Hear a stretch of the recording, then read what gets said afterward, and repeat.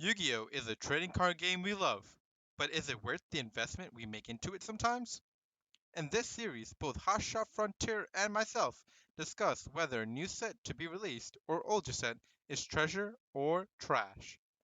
We give our opinions on different areas of the set, whether it be reprints, money cards, and the different archetypes that are new and the ones that are getting support. But with the economy experiencing inflation and that trickling down into the Yu-Gi-Oh card game, can the demand for Yu-Gi-Oh hold up with the surge in price for products? What's up, guys? HOTSHOT Frontier and Sparkman back at it again with another video. But today we have episode 4 of Treasure or Trash, Woo! and we're doing Darkwing Blast. Let's Really go. excited to be going over in this one, definitely. But Sparkman, do you have anything to say before we start? Um, yeah, I love Darkwing Blast. It's gonna be a fun set to go over, and a lot of cool starlights and some really good meta cards. So it's gonna be a Mhm. fun one to talk about. Absolutely, and the fact that people have been complaining that we're starting to see this MSRP minimum for like a box now. It's not 60, it's 70, and I think we're kind of gonna have to keep seeing that based on like just inflation and prices and stuff like that, like out there right now. You know what I mean? Yeah, But let's go ahead and start with the starlights, right? heck yeah. So we have Tearlaments Kalos. This card is definitely the lead, and I think it deserves to be the lead because it's a Tearlament monster. It's a really good card, and I mean, it just looks really nice, honestly. It does. It has a great You shine know? to it. Fusions Yeah. as a starlight just Hmm. look absolutely gorgeous. I mean, we look at this one. We looked at like the Dark Magicians. Just fusion cards that are starlights just have a different type of shyness to them and brightness. And like you said, this is a very meta card too. And Hmm. where it being elements, very awesome. Right, exactly. And then we move on to the Lady Labyrinth of the Silver Castle. This card, I can see it at this price because it's like it's a waifu. At the same time, though, Labyrinth is really good. You know, they can Exactly. summon Yeah. some really powerful monsters from their trap cards as well. So definitely, it fits the spot it has here. But Totally agree. moving on to the Blazing Cartesia, this one's a little iffy because Despia, they most likely run this at like a one. Maybe I see some builds do like two, because it's good, but it's situational too as well, you know. I totally And agree. then moving on to the fourth one, which I think a lot of people were like, how is this one was so low? Black Winged Dragon. This what saw like 180, 170, 150 prices, and honestly, I can't wait for it to drop to 100 so then I can pick it up cheap. Sparkman picked this up at 150, but really happy though to be able Ah, to pick this up because it should be good long term, right, Sparkman? I hope so, man. I had high hopes for this card. But move. I mean, hey, it's a signer dragon. It's gonna go up, right? Yes, Eventually. I mean, You I, guys I may know that. at one point there will be all the Silent Dragons that come out, so Hmm. this card should go up in value. So Right, exactly. So, but moving on again, then we have the best secret in the set so far, the bestial Lubellion. heck yeah. This card is very good for Dragon Link. Just very good for strategies that want to like put like a bestial engine in. Hmm. The ability to kind of just add, to place the branded beast, I think it's called, the trap card on field. It's a pop, so it's really cool to have. And it's 65. It used to be like 75, around 80. So it is going down a little bit. I kind of Definitely. like that like seasonal Yu-Gi-Oh where things start to go down just a little bit for people who want to pick Yeah, things up the on prices cheap. are You leveling know? out for sure. The prices are definitely Yeah. leveling out, and it's nice to see as well because it's not too expensive. It's affordable, so you can start making like the deck and stuff. So that's always Right. nice to see. Exactly. So, and then moving on, I actually kind of forgot though. There is another Starlight in the set, the Mm, Mitsu, the Insect Ninja. And again, the reason it's like this price is because I feel like it's because ninjas are, they're ninjas. Like they're not meta, they're not really rogue. It's they're very just there. niche. Yeah, exactly. They're just there, Yeah. and I feel like certain people would enjoy this, but like if you pulled this Starlight out of instead of all the rest of the Starlights, you're kind of like, well, okay. Yeah. But moving on, we have Casteria Fenrir. I was able to pull this actually in a recent YouTuber battle, but Ah, this card is definitely the. It's not even the new Pinger Tops. It's better than the new Pinger Tops because running it at 3 is it's so good. It has such great utility. Your opponent has to respect it. I And respect it. mhm, It's definitely a card where I just don't I don't like it. I'll be honest with you, I don't like it. It's so good in the meta right now. Mhm. Um, and I was versing the deck on EDO Pro. I mean, it's oh my god, it's unstoppable. This card's Yeah. amazing.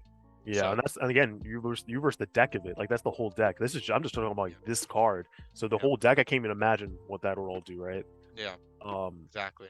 really cool though. But again, moving on to the Cartesia 16 because again, it's very niche and not everyone's using it, so it's kind of dropped in value. It was like $30, I think, when I pulled it on Darkwing Blast Premium Premiere. But one of the two cards I really want to talk about is the Magnamut, which is also known as like Mutt, people just say. Okay. It's like 15, $16 right now. I'm now glad that I got my copies. I think it was three for $30 at game day. So happy because I was like, first I was like, Wow. why are they $10 each? That's crazy. But I'm really happy. I picked that up like early. Wow.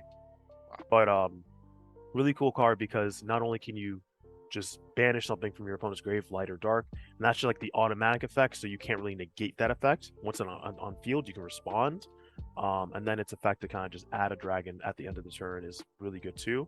You get the other dragon, the Drius Worm, just really broken this format though. Absolutely, it stopped me from playing Outwitch, guys, because I can't let it go in the grave. But we have moving on to the Sprite. I say Sprint. This card's really good as a link too.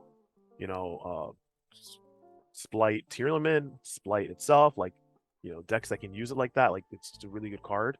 Same. Um, I'm glad it's not too expensive. It's kind of like a decent price in my opinion, honestly. Which I've been seeing that on a lot of recent sets, that the cards that are really meta as well are decently priced. They're not like over $100.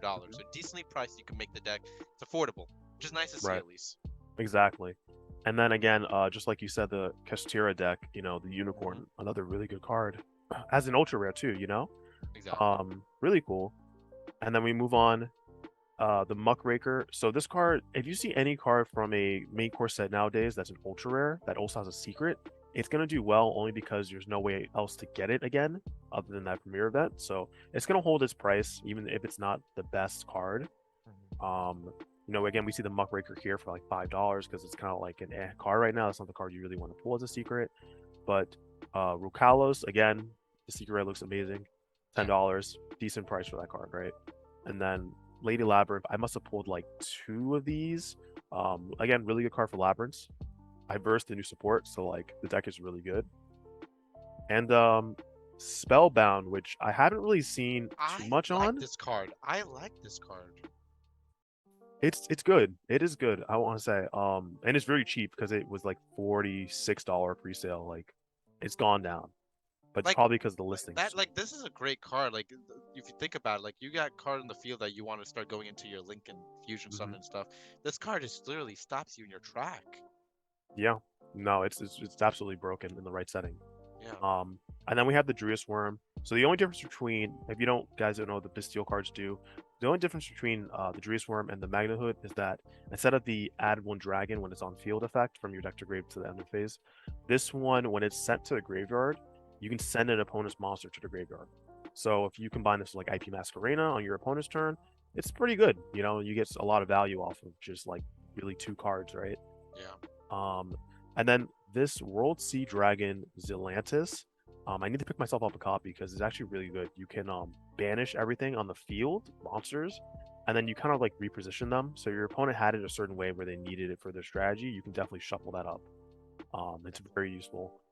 I think underrated too. But then we have the Ignis Phoenix, the Draco Slayer.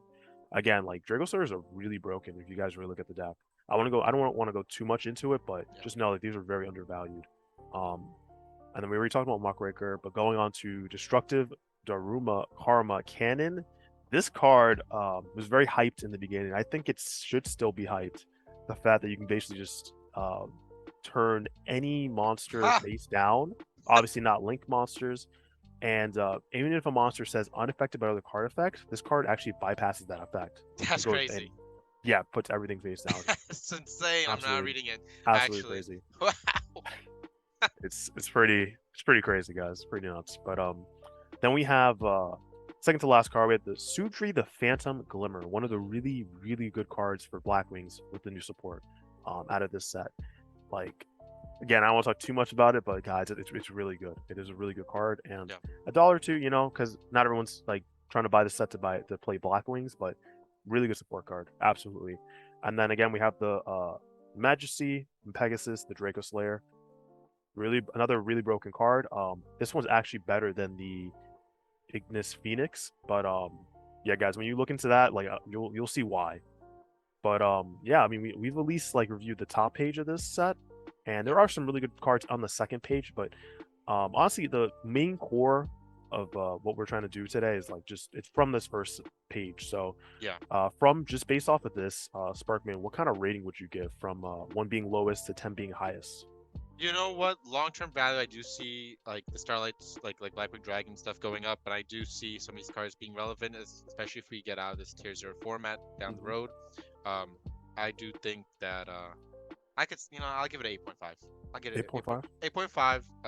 And I really do thoroughly like this set. I think it has a lot of right cards. It's just we are in a very weird state in Yu-Gi-Oh, so Mhm. definitely will give it an 8.5. Okay.